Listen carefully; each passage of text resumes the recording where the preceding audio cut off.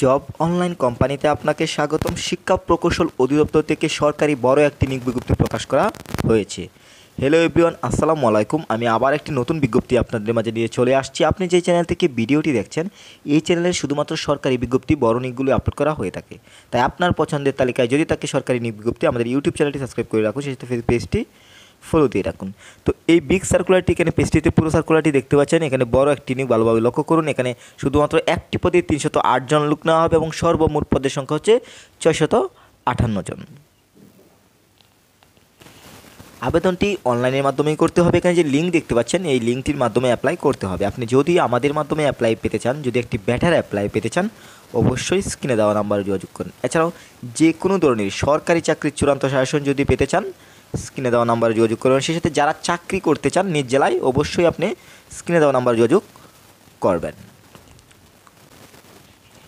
শুরুতেই আমি এই সার্কুলারের সবচেয়ে বড় আকর্ষণ সেটি তুলে ধরবো। 5 নম্বর পদটি ভালোভাবে লক্ষ্য করবেন, ডাটা এন্ট্রি অপারেটর। গ্রেড 16 অনুযায়ী বেতন দেওয়া হবে 9,300 থেকে 22,490 টাকা। এখানে বয়স হতে হবে 18 থেকে 32-এর মধ্যে এবং সর্বমোট পদ সংখ্যা 308 জন। শুধুমাত্র একটি পদে লোক নেওয়া হচ্ছে 5 নং পদে। এবং এখানে উচ্চ মাধ্যমিক সার্টিফিকেট, আপনি যদি ইন্টারমিডিয়েট কমপ্লিট করেন অ্যাপ্লাই করতে পারছেন।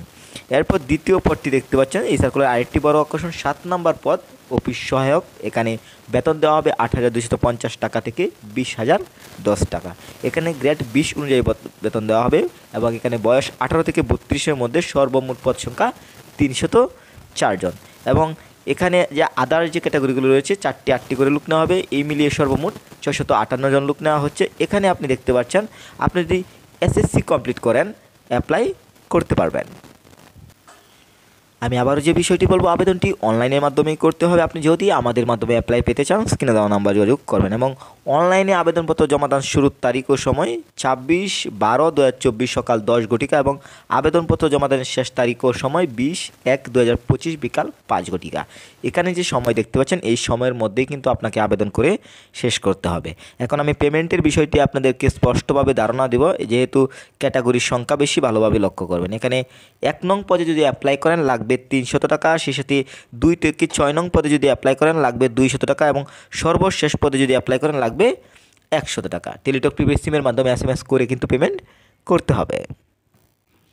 এই হচ্ছে শিক্ষা প্রকৌশল অধিদপ্তরের সর্বশেষ সার্কুলার। এখানে সার্কুলারটি প্রকাশিত হয়েছে 8 ডিসেম্বর 2024 এবং এটি একটি বড় নিয়োগ। এখানে সকল জেলার নারী এবং পুরুষ উভয়ই আবেদন করতে পারবেন এই সার্কুলারটিতে। এবং আপনি যদি যে কোনো ধরনের চাকরির চূড়ান্ত শাসন পেতে চান, অবশ্যই স্ক্রিনে দেওয়া নাম্বার যোগাযোগ করেন। এছাড়া আপনি যদি নিজ জেলায় চাকরি করতে চান, যাদের চাকরির প্রয়োজন রয়েছে, নিজ জেলায় চাকরি করতে চান এবং বেকার ছেলে মেয়ে যারা আছেন, তারা কিন্তু অবশ্যই স্ক্রিনে দেওয়া নাম্বার যোগাযোগ করবেন।